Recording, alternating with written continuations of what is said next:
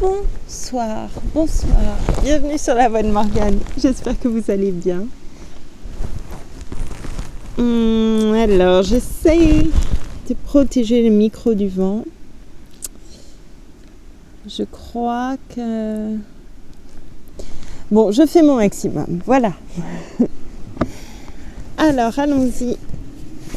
Pour la fin de nom de pays, le nom.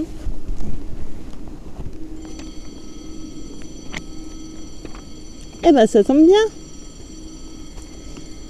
Je vais beaucoup trop loin.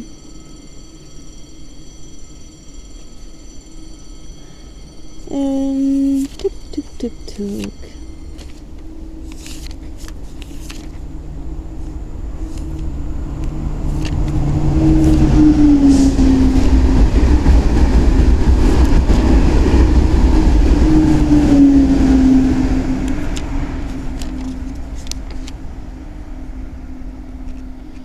Alors, je suis perdue.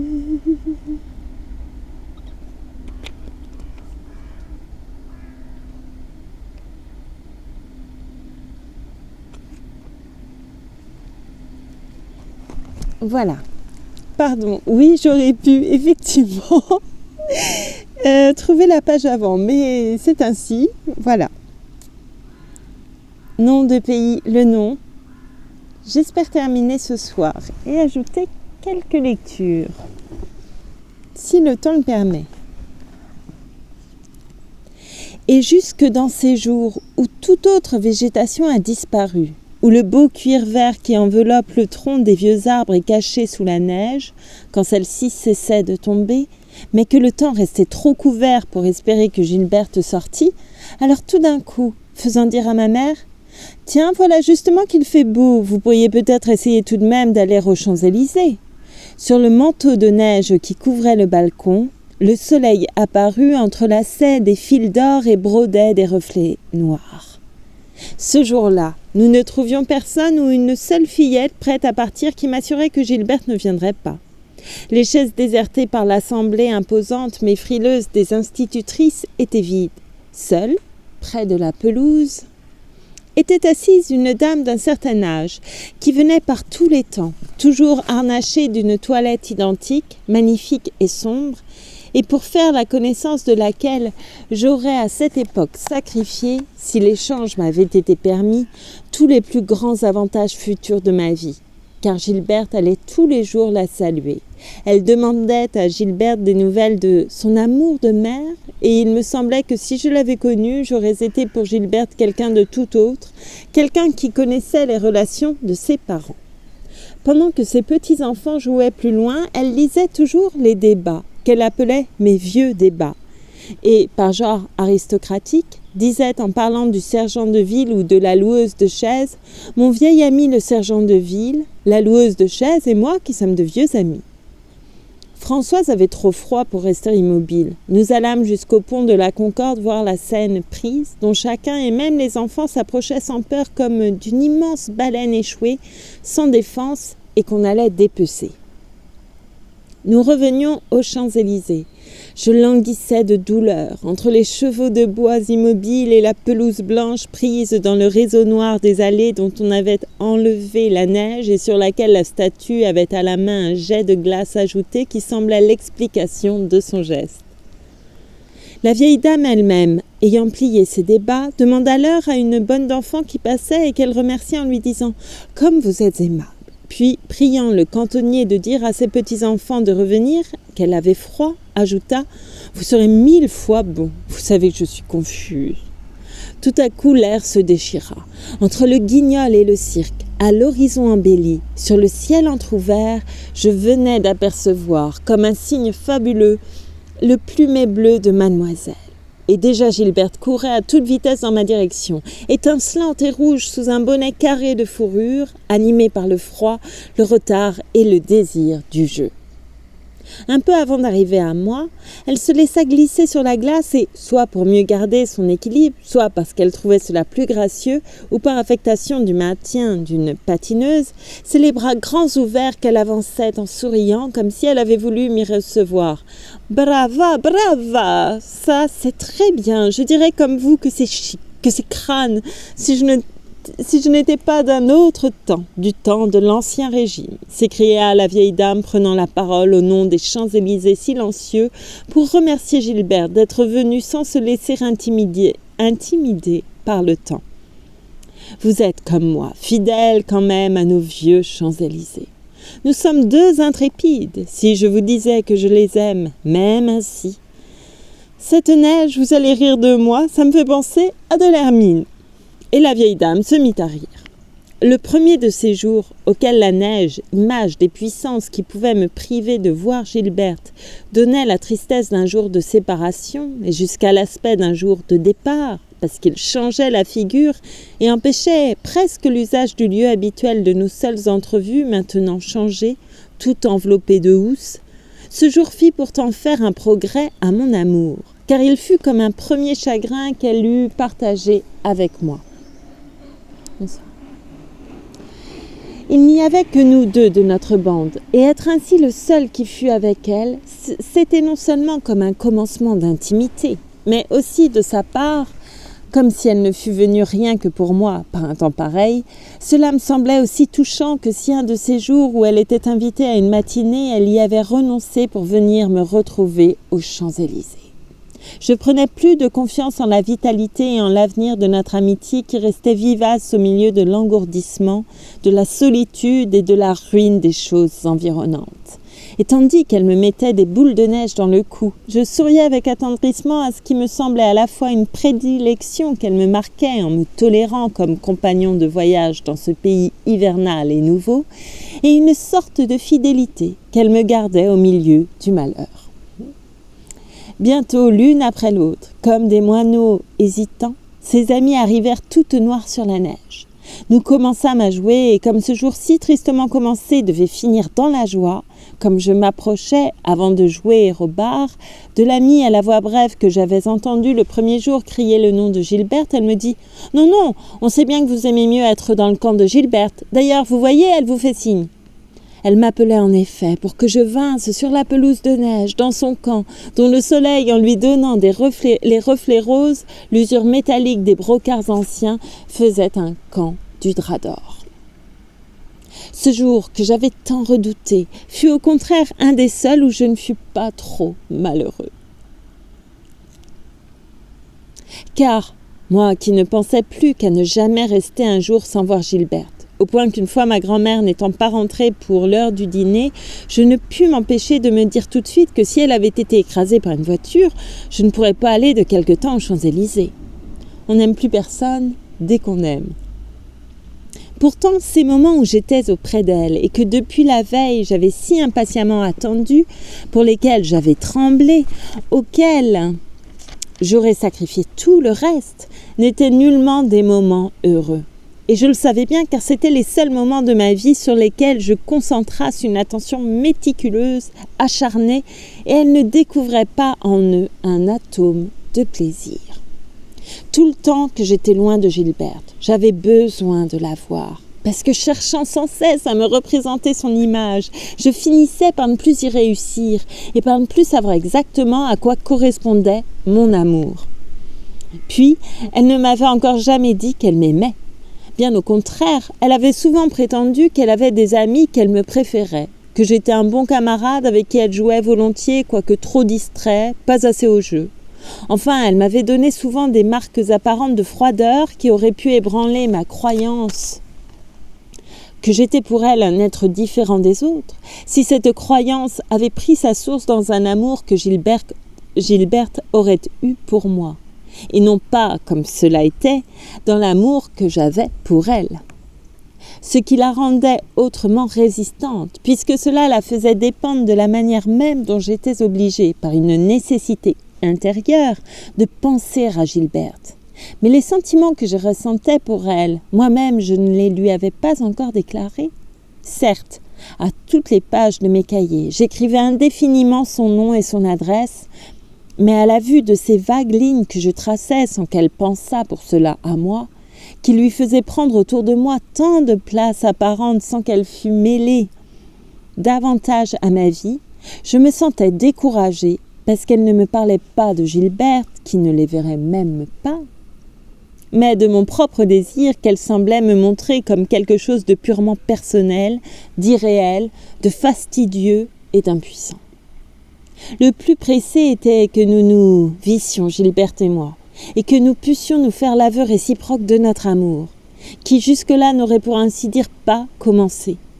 Sans doute les diverses raisons qui me rendaient si impatient de la voir auraient été moins impérieuses pour un homme mûr. Plus tard, il arrive que, devenus habiles dans la culture de nos plaisirs, nous nous contentions de celui que nous avons à penser à une femme comme je pensais à Gilberte, sans être inquiets de savoir si cette image correspond à la réalité, et aussi de celui de l'aimer sans avoir besoin d'être certain qu'elle nous aime. Ou encore que nous renoncions au plaisir de lui avouer notre inclination pour elle, afin d'entretenir plus vivace l'inclination qu'elle a pour nous, imitant ces jardiniers japonais qui, pour obtenir une plus belle fleur, en sacrifient plusieurs autres. Mais à l'époque où j'aimais Gilberte, je croyais encore que l'amour existait réellement en dehors de nous. Que, en permettant tout au plus que nous écartions les obstacles, il offrait ses bonheurs dans un ordre auquel on n'était pas libre de rien changer.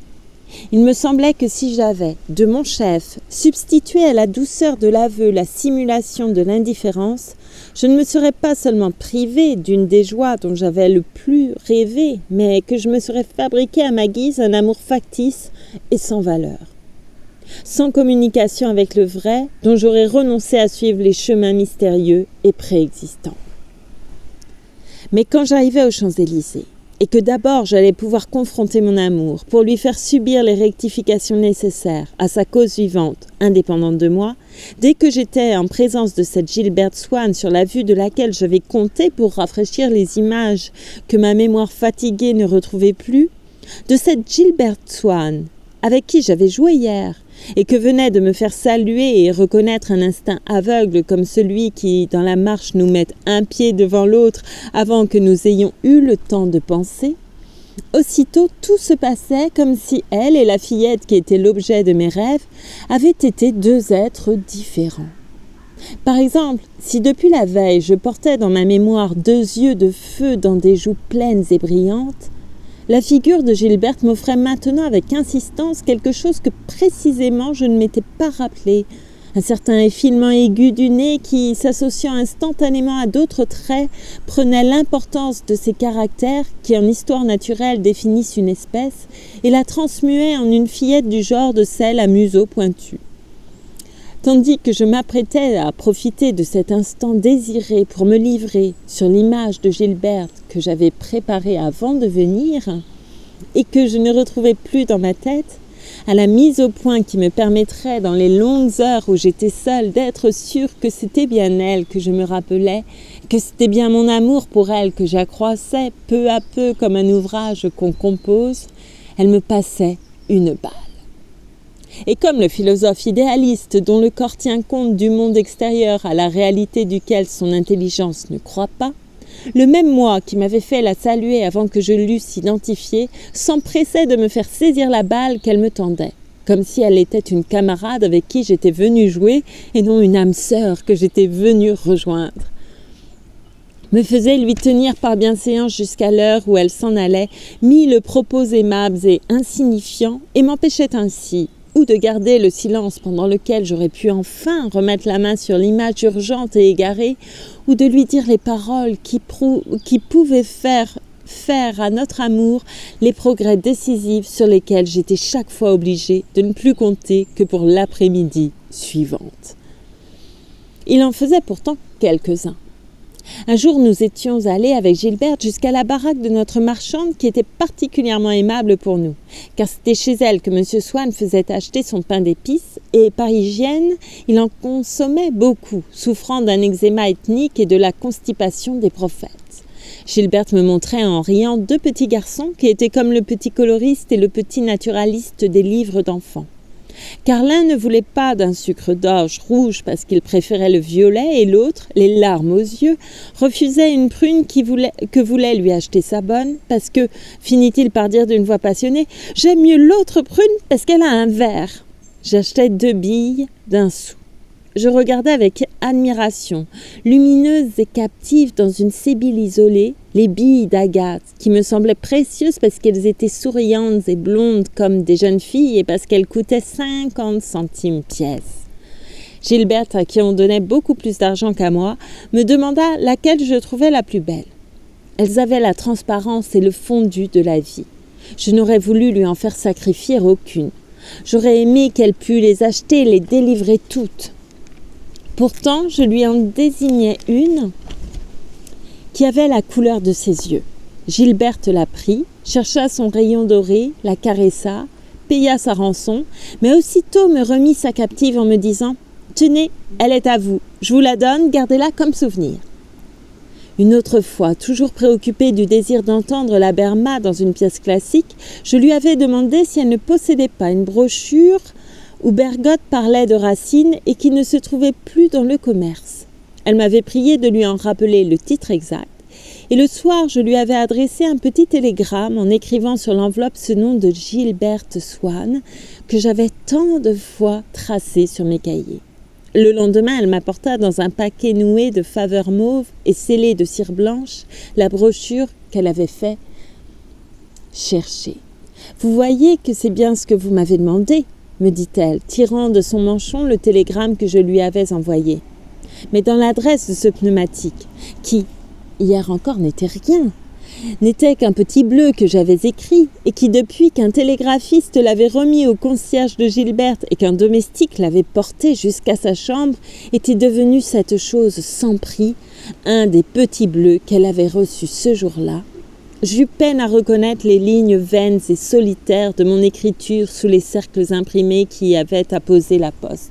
Sous les inscriptions qui avaient ajouté au crayon un des facteurs, signe de réalisation effective, cachet du monde extérieur, violette ceinture symbolique de la vie, qui pour la première fois venait épouser, maintenir, relever, réjouir mon rêve. Et il y eut un jour aussi où elle me dit « Vous savez, vous pouvez m'appeler Gilberte. En tout cas, moi, je vous appellerai par votre nom de baptême, c'est trop gênant. » Pourtant, elle continua encore un moment à se contenter de me dire « vous ». Et comme je lui faisais remarquer, elle sourit et construisant une phrase comme celle qui, dans les grammaires étrangères, n'ont d'autre but que de nous faire employer un mot nouveau, elle la termina par mon petit nom. Et me souvenant plus tard de ce que j'avais senti alors, j'y ai démêlé l'impression d'avoir été tenue un instant dans sa bouche, moi-même, nue, sans plus aucune des modalités sociales qui appartenaient aussi, soit à ses autres camarades, soit, quand elle disait mon nom de famille, à mes parents, et dont ses lèvres, en l'effort qu'elle faisait, un peu comme son père pour articuler les mots qu'elle voulait mettre en valeur, eurent l'air de me dépouiller, de me dévêtir, comme de sa peau un fruit dont on ne peut avaler que la pulpe, tandis que son regard, se mettant au même degré nouveau d'intimité que prenait sa parole, m'atteignait aussi plus directement, non sans témoigner la conscience, le plaisir et jusqu'à la gratitude qu'il en avait, en se faisant accompagner d'un sourire. Mais au moment même, je ne pouvais apprécier la valeur de ces plaisirs nouveaux. Ils n'étaient pas donnés par la fillette que j'aimais, au moi qui l'aimais, mais par l'autre, par celle avec qui je jouais, à cet autre moi qui ne possédait ni le souvenir de la vraie Gilberte, ni le cœur indisponible qui seul aurait pu savoir le prix d'un bonheur, parce que seul il l'avait désiré.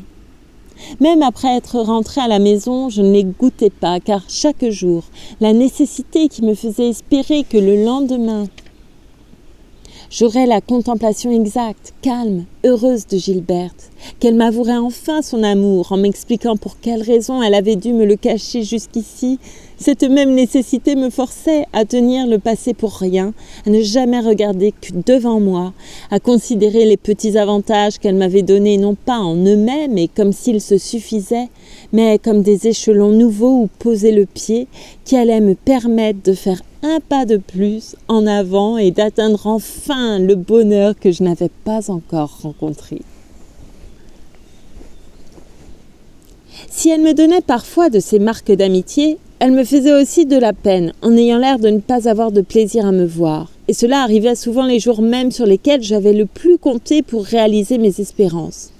J'étais sûre que Gilberte viendrait aux Champs-Élysées et j'éprouvais une allégresse qui me paraissait seulement la vague anticipation d'un grand bonheur quand, entrant dès le matin au salon pour embrasser maman, déjà toute prête, la tour de ses cheveux noirs entièrement construite et ses belles mains blanches et potelées sentant encore le savon, j'avais appris en voyant une colonne de poussière se tenir debout toute seule au-dessus du piano et en entendant un orgue de Barbarie jouer sous la fenêtre en revenant de la revue, que l'hiver recevait jusqu'au soir la visite inopinée et radieuse d'une journée de printemps.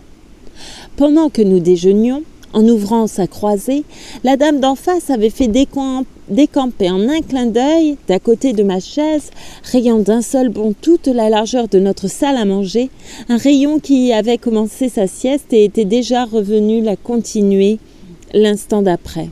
Au collège, à la classe d'1 heure, le soleil me faisait languir d'impatience et d'ennui en laissant traîner une lueur dorée jusque sur mon pupitre, comme une invitation à la fête où je ne pourrais arriver avant 3 heures, jusqu'au moment où Françoise venait me chercher à la sortie et où nous nous acheminions vers les Champs-Élysées par les rues décorées de lumière, encombrées par la foule et où les balcons, décellés par le soleil et vaporeux, flottaient devant les maisons comme des nuages d'or. Hélas, aux Champs-Élysées, je ne trouvais pas Gilberte. Elle n'était pas encore arrivée. Immobile sur la pelouse nourrie par le soleil invisible qui çà et là faisait flamboyer la pointe d'un brin d'herbe et sur laquelle les pigeons qui s'y étaient posés avaient l'air de sculptures antiques que la pioche du jardinier a ramenées à la surface d'un sol auguste, je restais les yeux fixés sur l'horizon. Je m'attendais à tout moment à voir apparaître l'image de Gilberte, suivant son institutrice, derrière la statue qui semblait tendre l'enfant qu'elle portait et qui ruisselait de rayons à la bénédiction du soleil. La vieille lectrice des débats était assise sur son fauteuil, toujours à la même place. Elle interpellait un gardien à qui elle faisait un geste amical de la main en lui criant « Quel joli temps !» Et la préposée s'étant approchée d'elle pour percevoir le prix du fauteuil, elle faisait 1000 minauderies en mettant dans l'ouverture de son gant le ticket de 10 centimes, comme si ça avait été un bouquet pour qui elle cherchait, par amabilité pour le donateur, la place la plus flatteuse possible. Quand elle l'avait trouvée, elle faisait exécuter une évolution circulaire à son cou, redressait son boa et plantait sur la chaisière, en lui montrant le bout de papier jaune qui dépassait sur son poignet, le beau sourire dont une femme, en indiquant son corsage à un jeune homme, lui dit « Vous reconnaissez vos roses ?» J'emmenai Françoise au devant de Gilberte jusqu'à l'Arc de Triomphe.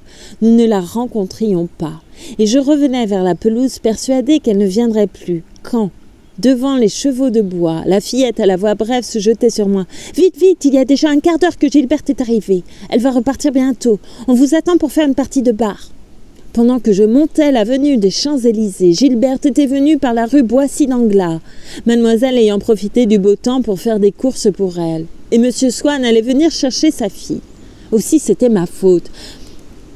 Je n'aurais pas dû m'éloigner de la pelouse, car on ne savait jamais sûrement par quel côté Gilberte viendrait, si ce serait plus ou moins tard, et cette attente finissait par me rendre plus émouvant, non seulement les Champs-Élysées entiers et toute la durée de l'après-midi, comme une immense étendue d'espace et de temps sur chacun des points et à chacun des moments de laquelle il était possible qu'apparût l'image de Gilberte, mais encore cette image, elle-même, parce que derrière cette image, je sentais se cacher la raison pour laquelle elle m'était décochée en plein cœur, à 4 heures au lieu de 2h30, surmontée d'un chapeau de visite à la place d'un béret de jeu, devant les ambassadeurs, et non entre les deux guignols. Je devinais quelqu'une de ces occupations que je ne pouvais suivre Gilberte et qui la forçait à sortir ou à rester à la maison.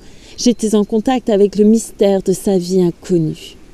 C'était ce mystère aussi qui me troublait quand, courant sur l'ordre de la fillette à la voix brève pour commencer tout de suite notre partie de bar, j'apercevais Gilberte, si vive et brusque avec nous, faisant une révérence à la dame au débat qui lui disait « Quel beau soleil, on dirait du feu !» lui parlant avec un sourire timide, d'un air compassé qui m'évoquait la jeune fille différente que Gilberte devait être chez ses parents, avec les amis de ses parents, en visite, dans toute son autre existence qui m'échappait. Mais de cette existence, personne ne me donnait l'impression comme M. Swann, qui venait un peu après pour retrouver sa fille. C'est que lui et Madame Swann, parce que leur fille habitait chez eux, parce que ses études, ses jeux, ses amitiés dépendaient d'eux, contenaient pour moi, comme Gilberte, peut-être même plus que Gilberte, comme il convenait à des dieux tout-puissants sur elle en qui il aurait eu sa source, un inconnu inaccessible, un charme douloureux.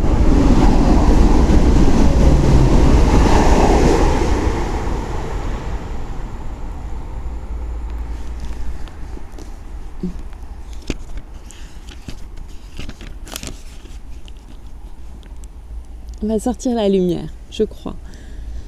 C'est plus... Oula. Non, celle-ci, pas encore. On va faire autrement. Excusez-moi.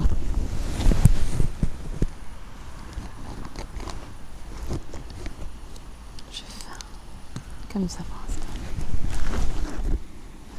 Ça fait très rouge, hein? Non, ça fait très rouge. Où est le micro? Là. Formidable. J'ai trop de lumière.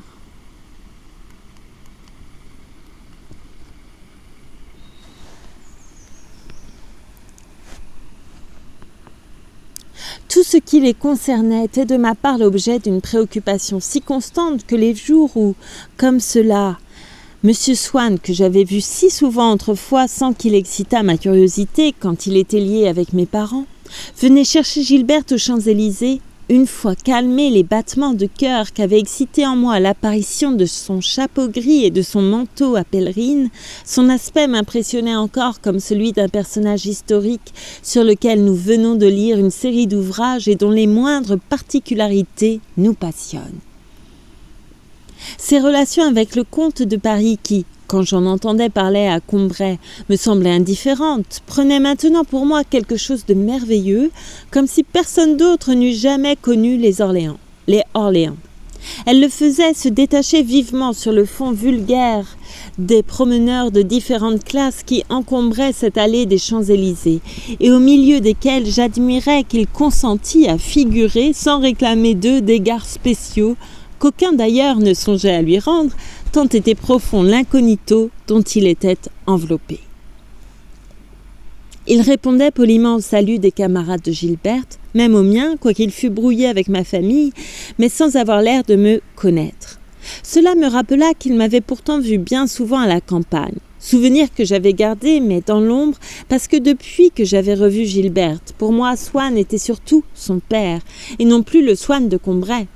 Comme les idées sur lesquelles j'embranchais maintenant son nom étaient différentes des idées dans le réseau desquelles il était autrefois compris et que je n'utilisais plus jamais quand j'avais à penser à lui, il était devenu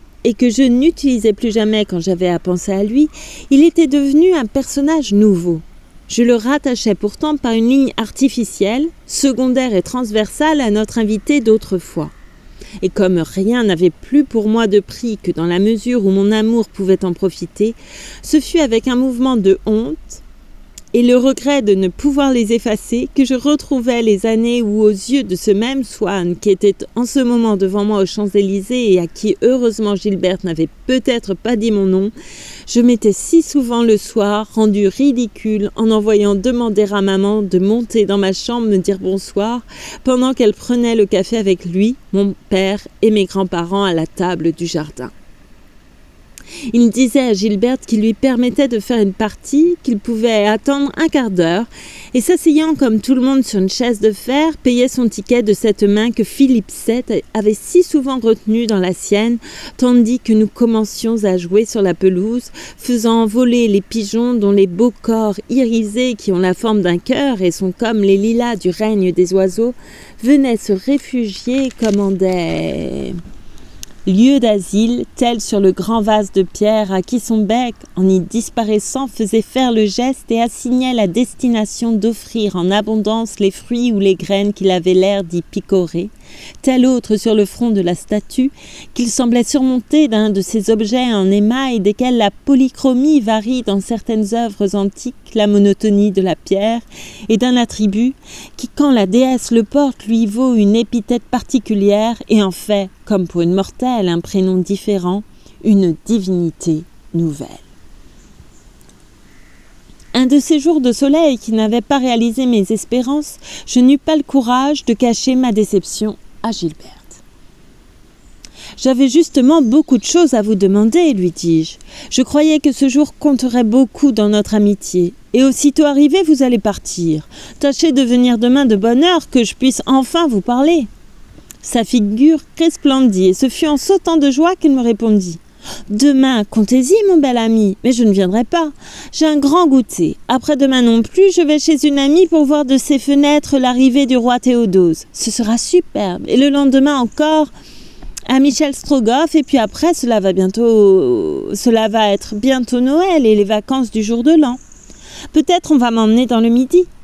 Oh, ce que ce serait chic. Quoique cela me fera manquer un arbre de Noël. En tout cas, si je reste à Paris, je ne viendrai pas ici car j'irai faire des visites avec maman. Adieu, voilà papa qui m'appelle. » Je revins avec Françoise par les rues qui étaient encore pavoisées de soleil, comme au soir d'une fête qui est finie. Je ne pouvais pas traîner mes jambes. « Ça n'est pas étonnant, dit François, ce n'est pas un temps de saison, il fait trop chaud. » Hélas, mon Dieu, de partout il doit y avoir bien des pauvres malades. C'est à croire que là-haut aussi tous détraquent. Je me redisais en étouffant mes sanglots les mots où Gilberte avait laissé éclater sa joie de ne pas venir de longtemps aux Champs-Élysées. Mais déjà le charme dont, par son simple fonctionnement, se remplissait mon esprit dès qu'il songeait à elle, la position particulière, unique, fût-elle affligeante, ou me plaçait inévitablement par rapport à Gilberte la contrainte interne d'un pli mental, avait commencé à ajouter, même à cette marque d'indifférence, quelque chose de romanesque, et au milieu de mes larmes se formait un sourire qui n'était que l'ébauche timide d'un baiser. Et quand vint l'heure du courrier, je me dis ce soir-là, comme tous les autres, je vais recevoir une lettre de Gilberte. Elle va me dire enfin qu'elle n'a jamais cessé de m'aimer et m'expliquera la raison mystérieuse pour laquelle elle a été forcée de me le cacher jusqu'ici, de faire semblant de pouvoir être heureuse sans me voir, la raison pour laquelle elle a pris l'apparence de la Gilberte simple camarade.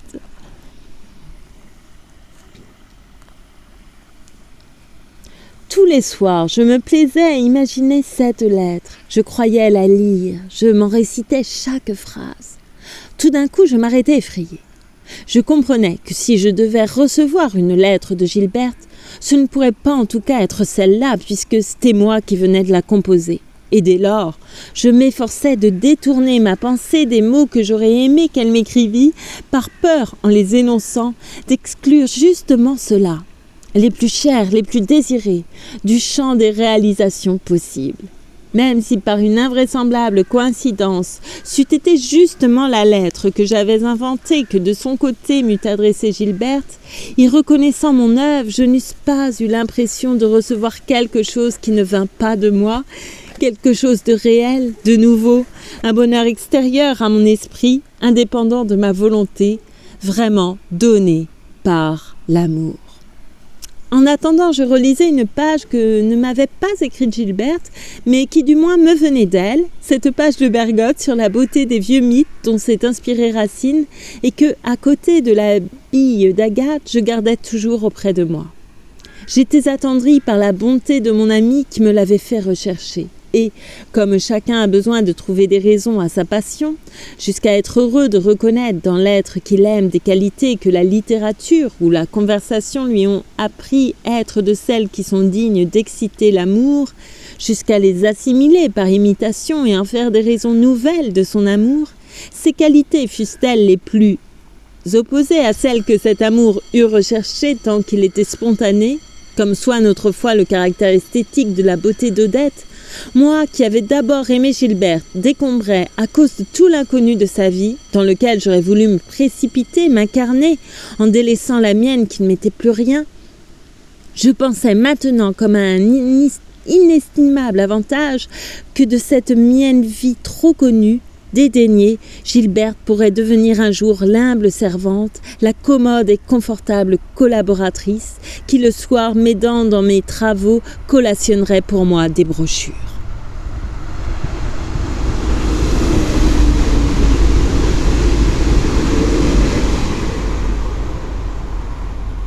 Que de train!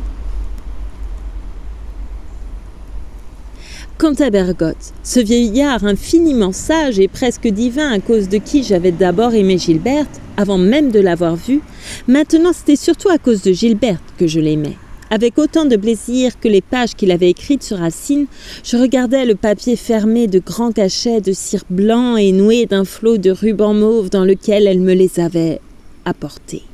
Je baisais la bille d'agate qui était la meilleure part du cœur de mon ami, la part qui n'était pas frivole, mais fidèle, et qui, bien que parée du charme mystérieux de la vie de Gilberte, demeurait près de moi, habitait ma chambre, couchait dans mon lit.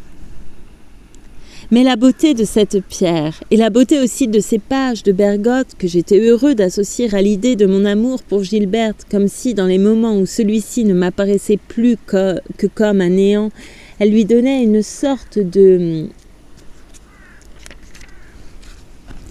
consistance, je m'apercevais qu'elles étaient antérieures à cet amour, qu'elles ne lui ressemblaient pas, que leurs éléments avaient été fixés par le talent ou par les lois minéralogiques avant que Gilberte ne me connût, que rien dans le livre ni dans la pierre n'eût été autre si Gilberte ne m'avait pas aimé, et que rien par conséquent ne m'autorisait à lire en eux un message de bonheur.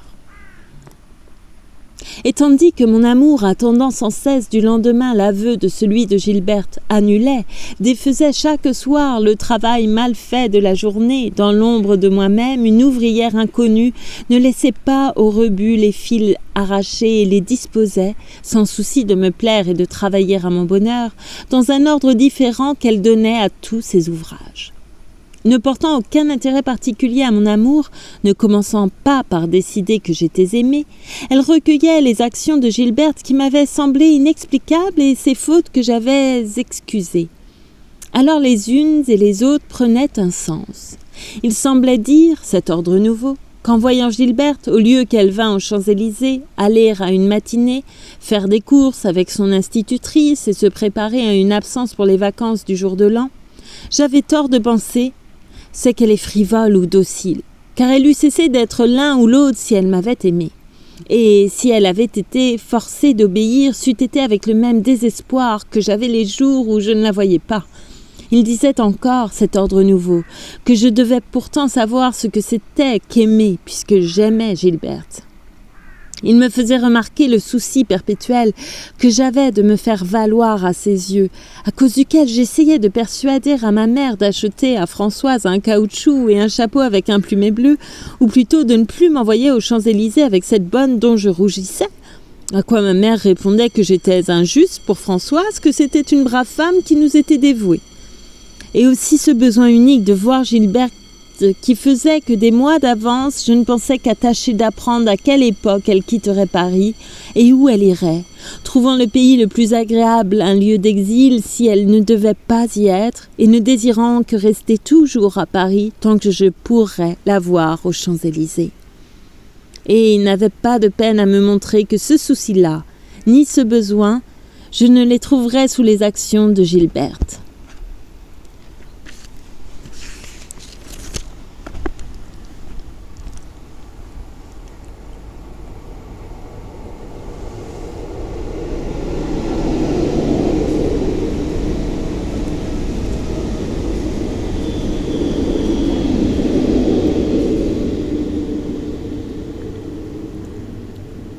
Elle, au contraire, appréciait son institutrice, sans s'inquiéter de ce que j'en pensais. Elle trouvait naturel de ne pas venir aux Champs-Élysées, si c'était pour aller faire des emplettes avec mademoiselle, agréable si c'était pour sortir avec sa mère. Et à supposer même qu'elle m'eût permis d'aller passer les vacances au même endroit qu'elle, du moins pour choisir cet endroit, elle s'occupait du désir de ses parents, de 1000 amusements dont on lui avait parlé, et nullement que ce fût celui où ma famille avait l'intention de m'envoyer. Quand elle m'assurait parfois qu'elle m'aimait moins qu'un de ses amis, moins qu'elle ne m'aimait la veille parce que je lui avais fait perdre sa partie par une négligence, je lui demandais pardon, Je lui demandais ce qu'il fallait faire pour qu'elle recommençât à m'aimer autant, pour qu'elle m'aimât plus que les autres. Je voulais qu'elle me dît que c'était déjà fait. Je l'en suppliais comme si elle avait pu modifier son affection pour moi à son gré, au mien, pour me faire plaisir, rien que par les mots qu'elle dirait, selon ma bonne ou ma mauvaise conduite. Ne savais-je donc pas que ce que j'éprouvais, moi, pour elle, ne dépendait ni de ses actions, ni de ma volonté? Il disait enfin, l'ordre nouveau dessiné par l'ouvrière invisible, que si nous pouvons désirer que les actions d'une personne qui nous a peinés jusqu'ici n'aient pas été sincères, il y a dans leur suite une clarté contre quoi notre désir ne peut rien et à laquelle, plutôt qu'à lui, nous devons demander quelles seront ses actions de demain. Ces paroles nouvelles, mon amour les entendait. Elle le persuadait que le lendemain ne serait pas différent de ce qu'avait été tous les autres jours, que le sentiment de Gilberte pour moi, trop ancien déjà pour pouvoir changer, c'était l'indifférence, que dans mon amitié avec Gilberte, c'est moi seule qui aimais. « C'est vrai, répondait mon amour. Il n'y a plus rien à faire de cet amour-là, de cette amitié-là. Elle ne changera pas. Alors, dès le lendemain, ou attendant une fête, s'il y en avait une prochaine, un anniversaire, le nouvel an peut-être,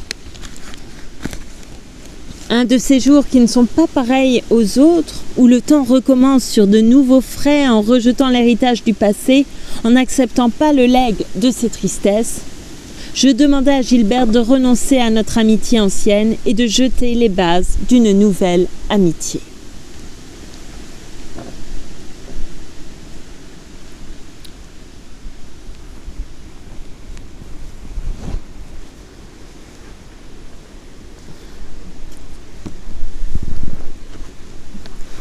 Pardon, je me couvre, j'ai un peu froid.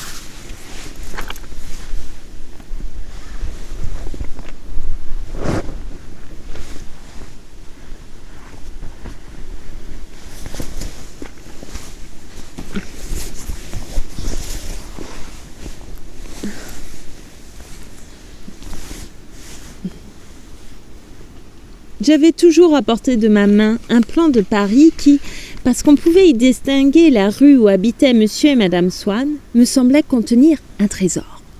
Et par plaisir, par une sorte de fidélité chevaleresque aussi, à propos de n'importe quoi, je disais le nom de cette rue, si bien que mon père me demandait, n'étant pas comme ma mère et ma grand-mère au courant de mon amour, « Mais pourquoi parles-tu tout le temps de cette rue ? Elle n'a rien d'extraordinaire, elle est très agréable à habiter parce qu'elle est à 2 pas du bois, mais il y en a 10 autres dans le même cas. » Je m'arrangeais à tout propos à faire prononcer à mes parents le nom de Swann.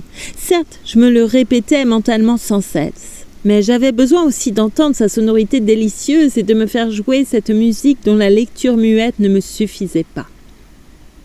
Ce nom de Swann, d'ailleurs, que je connaissais depuis si longtemps, était maintenant pour moi, ainsi qu'il arrive à certains aphasiques à l'égard des mots les plus usuels, un nom nouveau. Il était toujours présent à ma pensée, et pourtant elle ne pouvait pas s'habituer à lui. Je le décomposais, je l'épelais. Son orthographe était pour moi une surprise. Et en même temps que d'être familier, il avait cessé de me paraître innocent. Les joies que je prenais à l'entendre, je les croyais si coupables qu'il me semblait qu'on devinait ma pensée et qu'on changeait la conversation si je cherchais à l'y amener. Je me rabattais sur les sujets qui touchaient encore à Gilberte. Je rabâchais sans fin les mêmes paroles et j'avais beau savoir que ce n'étaient que des paroles prononcées loin d'elle, qu'elle n'entendait pas, des paroles sans vertu qui répétaient ce qui était, mais ne le pouvaient modifier. Pourtant, il me semblait qu'à force de manier, de brasser ainsi tout ce qui avoisine à Gilberte, j'en ferais peut-être sortir quelque chose d'heureux. Je redisais à mes parents que Gilberte aimait bien son institutrice, comme si cette proposition énoncée pour la 100e fois allait avoir enfin pour effet de faire brusquement entrer Gilberte venant à tout jamais vivre avec nous. Je reprenais l'éloge de la vieille dame qui lisait les débats. J'avais insinué à mes parents que c'était une ambassadrice ou peut-être une altesse, et je continuais à célébrer sa beauté, sa magnificence, sa noblesse, jusqu'au jour où je dis que d'après le nom qu'avait prononcé Gilberte, elle devait s'appeler Madame Blatin. « Oh, mais je vois ce que c'est, s'écria ma mère, tandis que je me sentais rougir de honte. À la garde, comme aurait dit ton pauvre grand-père. Et c'est elle que tu trouves belle? Mais elle est horrible et elle l'a toujours été. C'est la veuve d'un huissier. Tu ne te rappelles pas quand tu étais enfant les manèges que je faisais pour l'éviter à la leçon de gymnastique où, sans me connaître, elle voulait venir me parler sous prétexte de me dire que tu étais trop beau pour un garçon. Elle a toujours eu la rage de connaître du monde et il faut bien qu'elle soit une espèce de folle comme j'ai toujours pensé, si elle connaît vraiment Madame Swann. Car si elle était d'un milieu fort commun, au moins il n'y a jamais rien eu que je sache à dire sur elle. Mais il fallait toujours qu'elle se fasse des relations. Elle est horrible, affreusement vulgaire, et avec cela faiseuse d'embarras. Quant à ma Swann, pour tâcher de lui ressembler, je passais tout mon temps à table à me tirer sur le nez. À me frotter les yeux. Mon père disait, cet enfant est idiot, il deviendra affreux.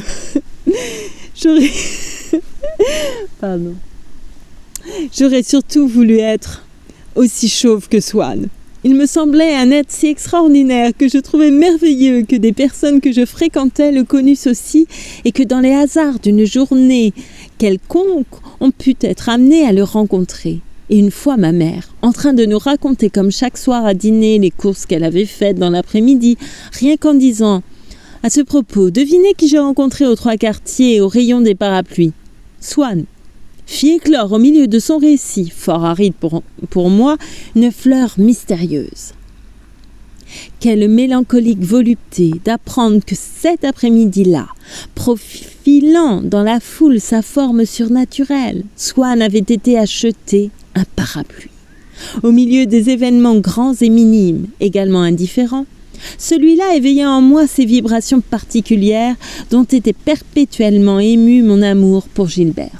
Mon père disait que je ne m'intéressais à rien parce que je n'écoutais pas quand on parlait des conséquences politiques que pouvait avoir la visite du roi Théodose, en ce moment l'hôte de la France et, prétendait-on, son allié.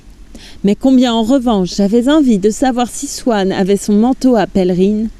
« Est-ce que vous vous êtes dit bonjour ?» demandai-je. « Mais naturellement », répondit ma mère, qui avait toujours l'air de craindre que si elle eût avoué que nous étions en froid avec Swann, on eût cherché à les réconcilier plus qu'elle ne souhaitait, à cause de Madame Swann qu'elle ne voulait pas connaître. « C'est lui qui est venu me saluer. Je ne le voyais pas. Me saluer. »« Mais alors, vous n'êtes pas brouillé ?»« Brouillé ? Mais pourquoi veux-tu que nous soyons brouillés ?» répondit-elle vivement, comme si j'avais attenté à la fiction de ses bons rapports avec Swann et essayé de travailler à un rapprochement.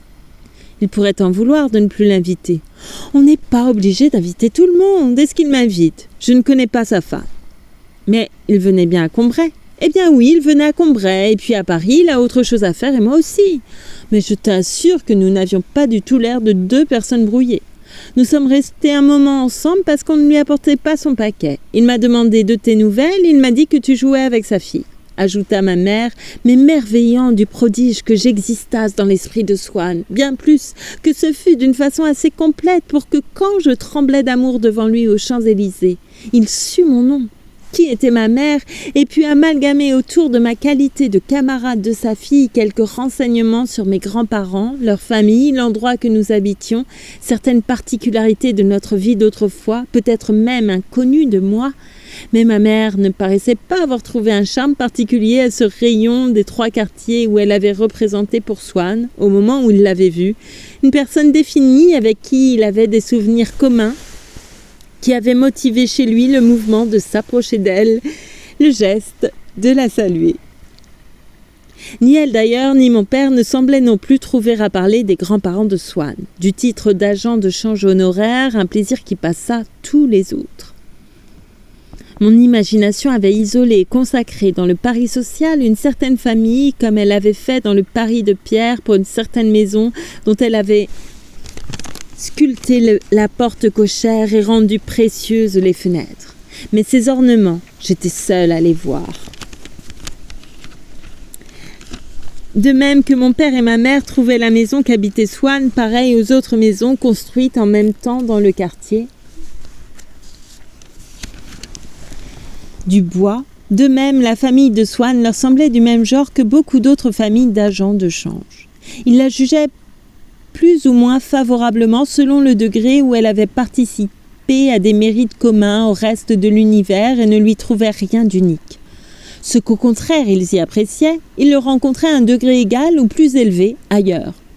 Aussi, après avoir trouvé la maison bien située, ils parlaient d'une autre qui l'était mieux, mais qui n'avait rien à voir avec Gilberte, ou de financiers d'un cran supérieur à son grand-père, et s'ils avaient eu l'air un moment d'être du même avis que moi, c'était par un malentendu qui ne tardait pas à se dissiper. C'est que, pour percevoir dans tout ce qui entourait Gilberte une qualité inconnue, analogue dans le monde des émotions à ce que peut être dans celui des couleurs l'infrarouge, mes parents étaient dépourvus de ce sens supplémentaire et momentané dont m'avait doté l'amour. Les jours où Gilberte m'avait annoncé qu'elle ne devait pas venir aux Champs-Élysées, je tâchais de faire des promenades qui me rapprochassent un peu d'elle. Parfois, j'emmenais Françoise en pèlerinage devant la maison qu'habitaient les Swann. Je lui faisais répéter sans fin ce que, par l'institutrice, elle avait appris relativement à Madame Swann. Il paraît qu'elle a bien confiance à des médailles. Jamais elle ne partira en voyage si elle a entendu la chouette, ou bien comme un tic-tac d'horloge dans le mur, ou si elle a vu un chat à minuit, ou si le bois d'un meuble, il a craqué. Ah, c'est une personne très croyante. J'étais si amoureux de Gilberte que si, sur le chemin, j'apercevais leur vieux maître d'hôtel promenant un chien, l'émotion m'obligeait à m'arrêter. J'attachais sur ses favoris blancs des regards pleins de passion. Françoise me disait « Qu'est-ce que vous avez ?» Puis, nous poursuivions notre route jusque devant leur porte cochère où un concierge différent de tout concierge et pénétré jusque dans les galons de sa livrée du même charme douloureux que j'avais ressenti dans le nom de Gilberte, avait l'air de savoir que j'étais de ceux à qui une indignité originelle interdirait toujours de pénétrer dans la vie mystérieuse qu'il était chargé de garder et sur laquelle les fenêtres de l'entresol paraissaient conscientes d'être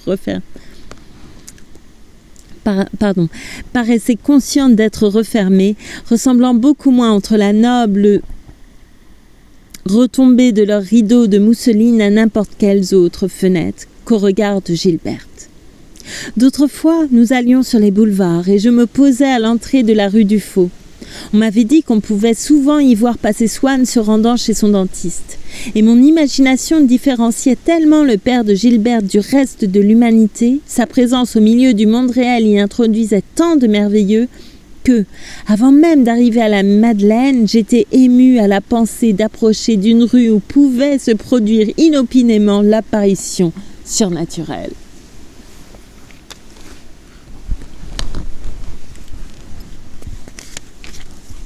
Mais le plus souvent, quand je ne devais pas voir Gilberte, comme j'avais appris que Madame Swann se promenait presque chaque jour dans l'allée des Acacias, autour du Grand Lac, et dans l'allée de la Reine Marguerite, je dirigeais Françoise du côté du bois de Boulogne. Il était pour moi comme ces jardins zoologiques où l'on voit rassembler des flores diverses et des paysages opposés.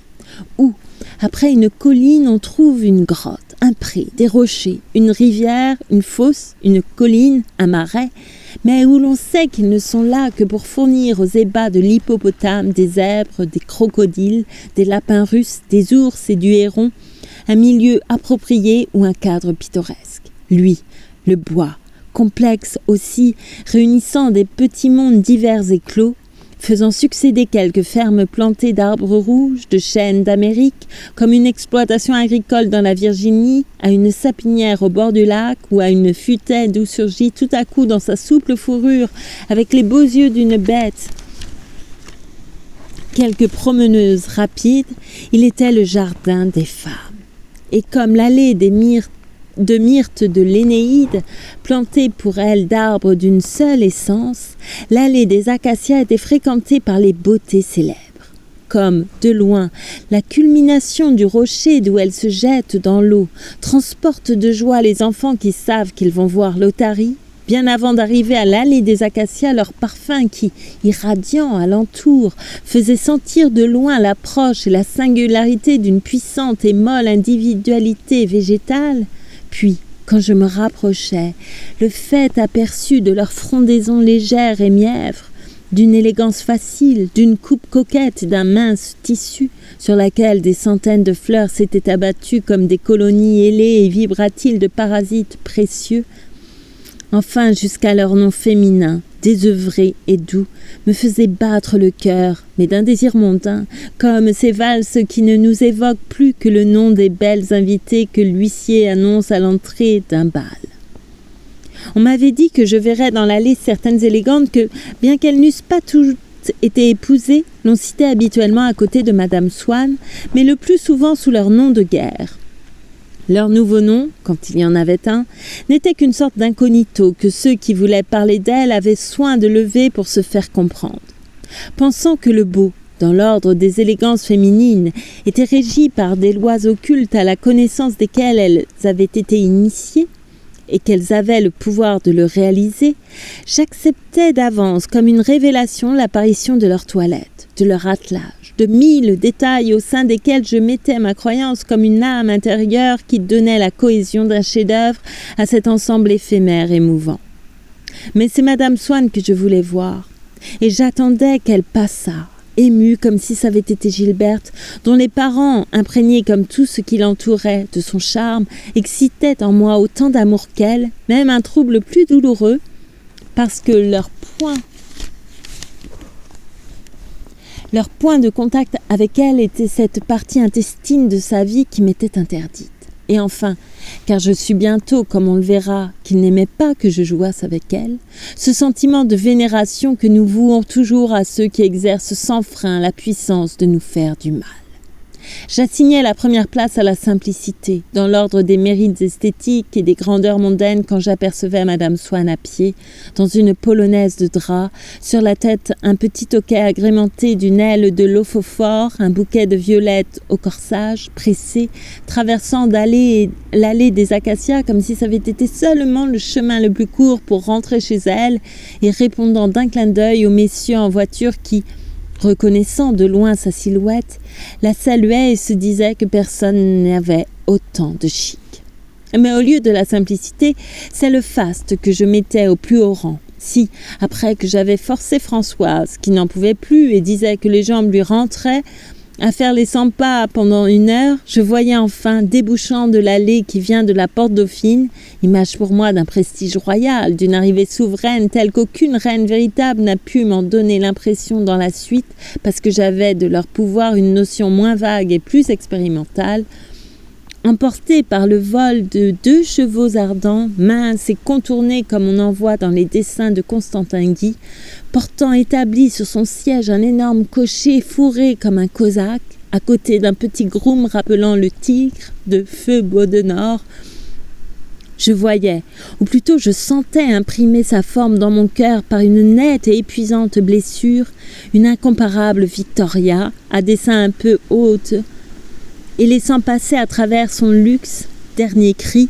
des allusions aux formes anciennes, au fond de laquelle reposait avec abandon Madame Swann, ses cheveux maintenant blonds avec une seule mèche grise ceinte d'un mince bandeau de fleurs, le plus souvent des violettes, d'où descendaient de longs voiles, à la main une ombrelle mauve, aux lèvres un sourire ambigu, où je ne voyais que la bienveillance d'une majesté et où il y avait surtout la provocation de la cocotte, et qu'elle inclinait avec douceur sur les personnes qui la saluaient.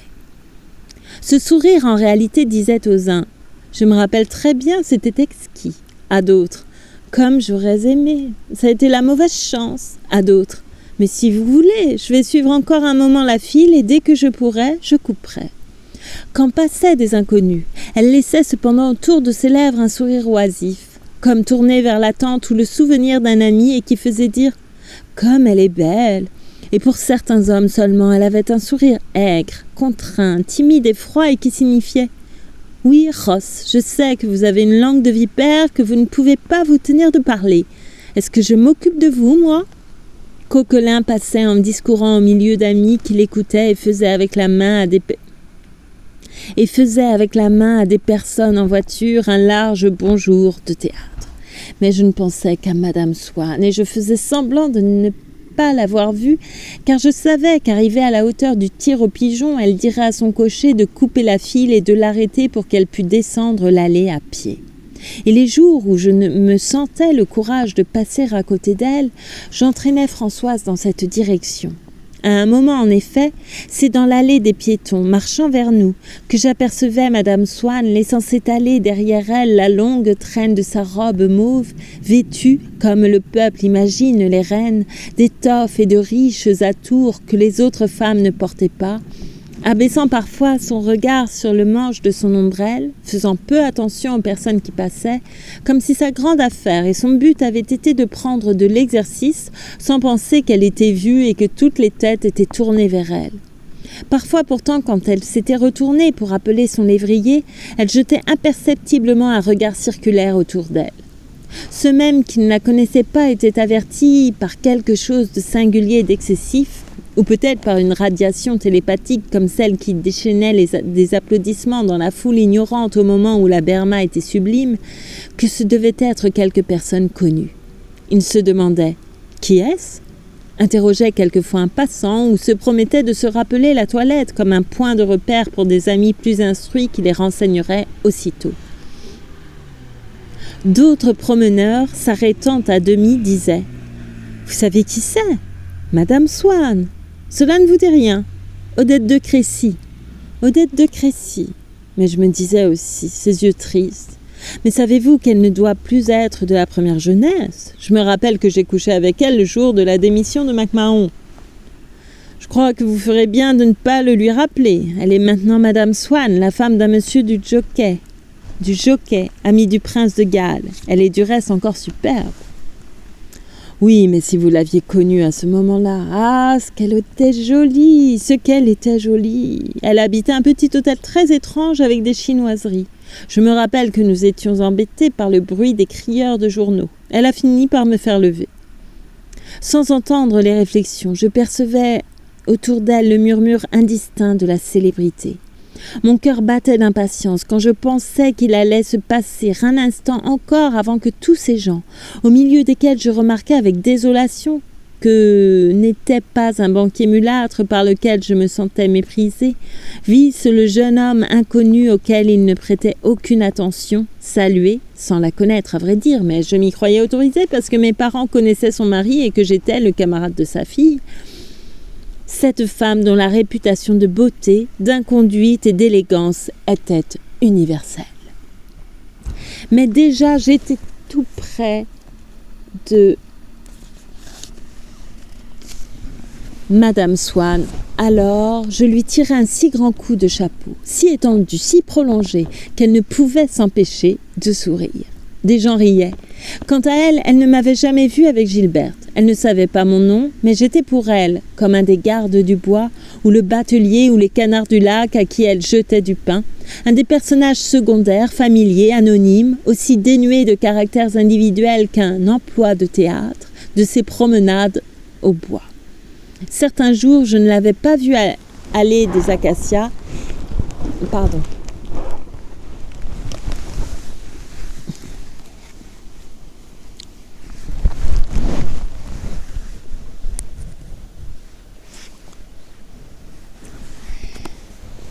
Certains jours où je ne l'avais pas vue aller des acacias, il m'arrivait de la rencontrer dans l'allée de la Reine Marguerite où vont les femmes qui cherchent à être seules ou à avoir l'air de chercher à l'être. Elle ne le restait pas longtemps, bientôt rejointe par quelque ami, souvent coiffé d'un tube gris que je ne connaissais pas et qui causait longuement avec elle tandis que leurs 2 voitures suivaient. Cette complexité du bois de Boulogne qui en fait un lieu factice et dans le sens zoologique ou mythologique du mot un jardin, je l'ai retrouvé cette année comme je le traversais pour aller à Trianon, un des premiers matins de ce mois de novembre où, à Paris, dans les maisons, la proximité et la privation du spectacle de l'automne qui s'achève si vite sans qu'on y assiste donnent une nostalgie, une véritable fièvre des feuilles mortes qui peut aller jusqu'à empêcher de dormir. Dans ma chambre fermée, elle s'interposait depuis un mois, évoquée par mon désir de les voir, entre ma pensée et n'importe quel objet auquel je m'appliquais, et tourbillonnait comme ces taches jaunes qui parfois, quoi que nous regardions, dansent devant nos yeux.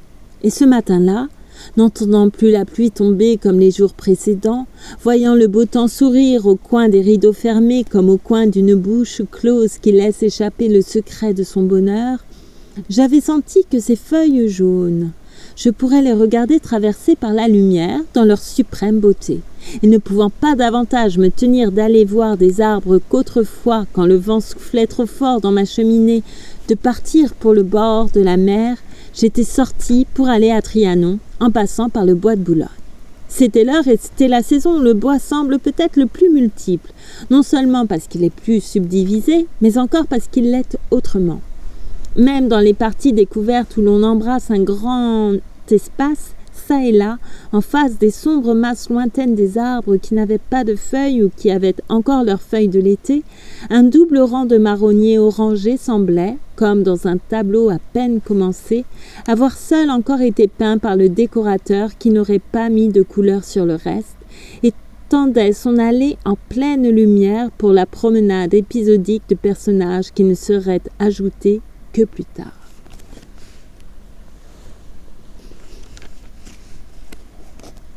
Plus loin, là où toutes leurs feuilles vertes couvraient les arbres, un seul petit trapu, étêté et têtu, secouait au vent une vilaine chevelure rouge. Ailleurs encore, c'était le premier réveil de ce mois de mai des feuilles, et celle d'un ampélopsis merveilleux et souriant comme une épine rose de l'hiver, depuis le matin même, était tout en fleurs.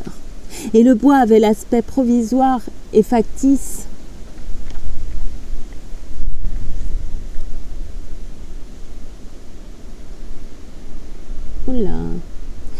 Et le bois avait l'aspect provisoire et factice. Attends, c'est une seconde.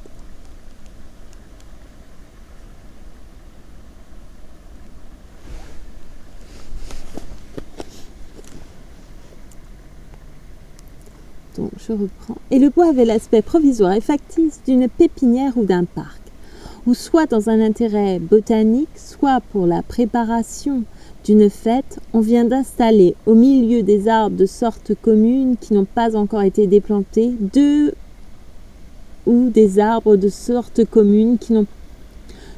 trois espèces précieuses au feuillage fantastique et qui semblent autour d'eux réserver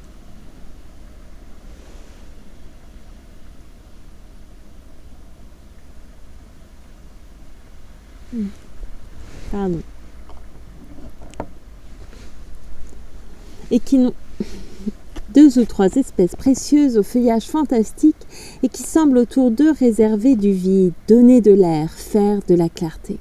Ainsi, c'était la saison où le bois de Boulogne trahit le plus d'essences diverses et juxtapose le plus de parties distinctes en un assemblage composite. Et c'était aussi l'heure. Dans les endroits où les arbres gardaient encore leurs feuilles, ils semblaient subir une altération de leur matière à partir du point où ils étaient touchés par la lumière du soleil, presque horizontale le matin, comme elle le redeviendrait quelques heures plus tard au moment où, dans le crépuscule commençant, elle s'allume comme une lampe, projette à distance sur le feuillage un reflet artificiel et chaud, et fait flamber les suprêmes feuilles d'un arbre qui reste le candélabre incombustible et terne de son fait incendié. Ici, elle épaississait comme des briques et, comme une jaune maçonnerie persane à dessin bleu, cimentait grossièrement contre le ciel les feuilles des marronniers, là, au contraire, les détachait de lui vers qui elles crispaient leurs doigts d'or. À mi-hauteur d'un arbre habillé de vignes vierges, elle greffait et faisait épanouir, impossible à discerner nettement dans l'éblouissement, un immense bouquet comme de fleurs rouges, peut-être une variété d'œillets. Les différentes parties du bois, mieux confondues l'été dans l'épaisseur et la monotonie des verdures, se trouvaient dégagées. Des espaces plus éclaircis, laissaient voir l'entrée de presque toutes, ou bien un feuillage somptueux la désignait comme une oriflamme. On distinguait, comme sur une carte en couleur, Armenonville, le Pré-Catelan, Madrid, le champ de course, les bords du lac. Par moments, apparaissaient quelques constructions inutiles, une fausse grotte, un moulin à qui les arbres en s'écartant faisaient place ou qu'une pelouse portait en avant sur sa moelleuse plateforme. On sentait que le bois n'était pas qu'un bois, qu'il répondait à une destination étrangère à la vie de ces arbres. L'exaltation que j'éprouvais n'était pas causée que par l'admiration de l'automne, mais par un désir. Grande source d'une joie que l'âme ressent d'abord sans en reconnaître la cause, sans comprendre que rien au dehors ne la motive. Ainsi regardais-je les arbres avec une tendresse insatisfaite qui les dépassait et se portait à mon insu vers ce chef-d'œuvre des belles promeneuses qu'ils enferment chaque jour pendant quelques heures. J'allais vers l'allée des acacias. Je traversais des futaies où la lumière du matin qui leur imposait des divisions nouvelles émondait les arbres, mariait ensemble les tiges diverses et composait des bouquets. Elle attirait adroitement à elle 2 arbres, s'aidant du ciseau puissant du rayon et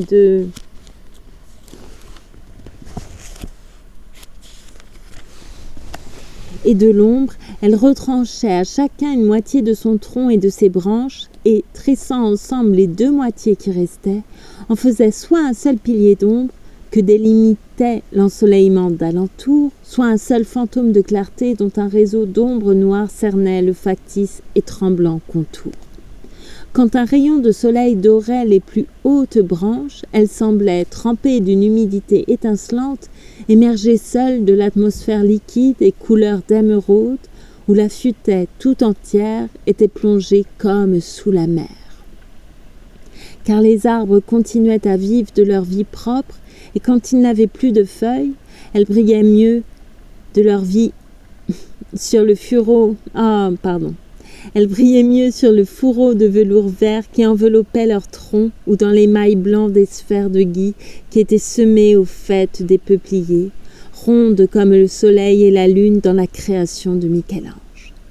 Mais forcé depuis tant d'années par une sorte de greffe à vivre en commun avec la femme, il m'évoquait la dryade, la belle mondaine rapide et colorée qu'au passage ils couvrent de leurs branches et obligent à ressentir comme eux la puissance de la saison. Il me rappelait le temps heureux de ma croyante jeunesse, quand je venais avidement au lieu où des chefs-d'œuvre d'élégance féminine se réaliseraient pour quelques instants entre les feuillages inconscients et complices. Mais la beauté que faisaient désirer les sapins et les acacias du bois de Boulogne, plus troublant en cela que les marronniers et les lilas de Trianon que j'allais voir, n'était pas fixée en dehors de moi dans les souvenirs d'une époque historique, dans des œuvres d'art, dans un petit temple à l'amour au pied duquel s'amoncellent les feuilles pâles et d'or. Je rejoignis les bords du lac. J'allais jusqu'au tir aux pigeons. L'idée de perfection que je portais en moi, je l'avais prêtée alors à la hauteur d'une Victoria, à la maigreur de ses chevaux furieux et légers comme des guêpes, les yeux injectés de sang comme les cruels chevaux de Diomède, et que maintenant, pris d'un désir de revoir ce que j'avais aimé, aussi ardent que celui qui me poussait bien des années auparavant dans ces mêmes chemins, je voulais avoir de nouveau sous les yeux, au moment où l'énorme cocher de Madame Swann, surveillé par un petit groom gros comme le poing et aussi enfantin que Saint-Georges, essayait de maîtriser leurs ailes d'acier qui se débattaient, effarouchées et palpitantes. Hélas, il n'y avait plus que des automobiles conduites par des mécaniciens moustachus qu'accompagnaient de grands valets de pied. Je voulais tenir sous les yeux de mon corps pour savoir s'ils étaient aussi charmants que les voyaient les yeux de ma mémoire, de petits chapeaux de femmes si bas qu'ils semblaient une simple couronne. Tous maintenant étaient immenses, couverts de fruits et de fleurs et d'oiseaux variés.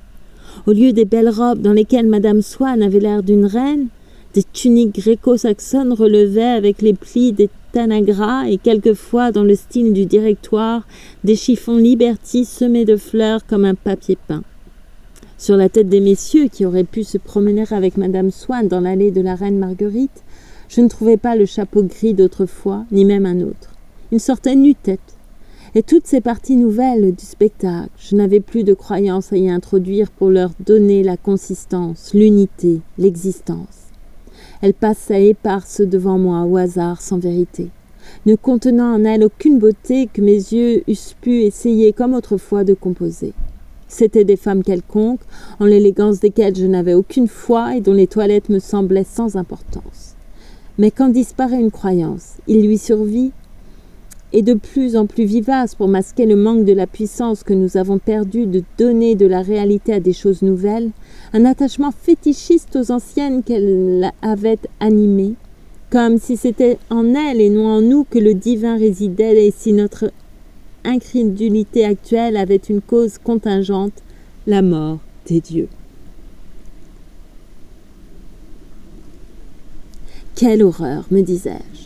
Peut-on trouver ces automobiles élégantes comme étaient les anciens attelages ? Je suis sans doute déjà trop vieux, mais je ne suis pas fait pour un monde où les femmes s'entravent dans des robes qui ne sont pas même en étoffe. À quoi bon venir sous ces arbres, si rien n'est plus de ce qui s'assemblait sous ces délicats feuillages rougissants, si la vulgarité et la folie ont remplacé ce qu'ils encadraient d'exquis ? Quelle horreur ! Ma consolation, c'est de penser aux femmes que j'ai connues. Aujourd'hui, qu'il n'y a plus d'élégance. Mais comment des gens qui contemplent ces horribles créatures sous leur chapeau couvert d'une volière ou d'un potager pourraient-ils même sentir ce qu'il y avait de charmant à voir Madame Swann coiffée d'une simple capote mauve ou d'un petit chapeau que dépassait une seule fleur d'iris toute droite ? Aurais-je même pu leur faire comprendre l'émotion que j'éprouvais par les matins d'hiver à rencontrer Madame Swann à pied, en paletot de loute, coiffée d'un simple béret que dépassaient 2 couteaux de plumes de perdrix, mais autour de laquelle la tiédeur factice de son appartement était évoquée, rien que par le bouquet de violettes qui s'écrasait à son corsage, et dont le fleurissement vivant et bleu en face du ciel gris, de l'air glacé, des arbres aux branches nues, avait le même charme de ne prendre la saison et le temps que comme un cadre, et de vivre dans une atmosphère humaine, dans l'atmosphère de cette femme, qu'avaient dans les vases et les jardinières de son salon, près du feu allumé, devant le canapé de soie, des fleurs qui regardaient par la fenêtre close la neige tombée. D'ailleurs, il ne m'eût pas suffi que les toilettes fussent les mêmes qu'en ces années-là. À cause de la solidarité qu'ont entre elles les différentes parties d'un souvenir et que notre mémoire maintient équilibrée dans un assemblage où il ne nous est pas permis de rien distraire ni refuser, j'aurais voulu pouvoir aller finir la journée chez une de ces femmes, devant une tasse de thé, dans un appartement aux murs peints de couleurs sombres, comme était encore celui de Madame Swann, l'année d'après, celle où se termine la première partie de ce récit, et où luiraient les feux orangés, la rouge combustion, la flamme rose et blanche des chrysanthèmes dans le crépuscule de novembre pendant des instants pareils à ceux où, comme on le verra plus tard, je n'avais pas su découvrir les plaisirs que je désirais. Mais maintenant, même ne me conduisant à rien, ces instants me semblaient avoir eu eux-mêmes assez de charme. Je voulais les retrouver tels que je me les rappelais. Hélas, il n'y avait plus que des appartements Louis XVI tout blancs émaillés d'hortensias bleues. D'ailleurs, on ne revenait plus à Paris que très tard. Madame Swann m'eût répondu d'un château qu'elle ne rentrerait qu'en février, bien après le temps des chrysanthèmes, si je lui avais demandé de reconstituer pour moi les éléments de ce souvenir que je sentais attaché à une année lointaine, à un millésime vers lequel il ne m'était pas permis de remonter, les éléments de ce désir devenu lui-même inaccessible comme le plaisir qu'il avait jadis vainement poursuivi. Et il m'eût fallu aussi que ce fussent les mêmes femmes, celles dont la toilette m'intéressait parce que, au temps où je croyais encore, mon imagination les avait individualisées et les avait pourvues d'une légende. Hélas, dans l'avenue des Acacias, l'allée de Myrte, j'en revis quelques-unes, vieilles, et qui n'étaient plus que les ombres terribles de ce qu'elles avaient été, errant, cherchant désespérément ne sait quoi dans les bosquets virgiliens. Elles avaient fui depuis longtemps que j'étais encore à interroger vainement les chemins désertés. Le soleil s'était caché. La nature recommençait à régner sur le bois d'où s'était envolée l'idée qu'il était le jardin élyséen de la femme. Au-dessus du moulin factice, le vrai ciel était gris. Le vent ridait le grand lac de petites vaguelettes, comme un lac. De gros oiseaux parcouraient rapidement le bois, comme un bois, et poussant des cris aigus se posaient l'un après l'autre sur les grands chênes qui, sous leur couronne druidique et avec une majesté dodonéenne, semblaient proclamer le vide inhumain de la forêt désaffectée et m'aidaient à mieux comprendre la contradiction que c'est de chercher dans la réalité les tableaux de la mémoire, auxquels manquerait toujours le charme qui leur vient de la mémoire même et de n'être pas perçu par les sens. La réalité que j'avais connue n'existait plus. Il suffisait que Madame Swann n'arrivât pas toutes pareilles au même moment pour que la venue fût autre. Les lieux que nous avons connus n'appartiennent pas qu'au monde de l'espace où nous les situons pour plus de facilité. Ils n'étaient qu'une mince tranche au milieu d'impressions contiguës qui formaient notre vie d'alors. Le souvenir d'une certaine image n'est que le regret d'un certain instant. Et les maisons, les routes, les avenues sont fugitives, hélas, comme les années. Et c'est la fin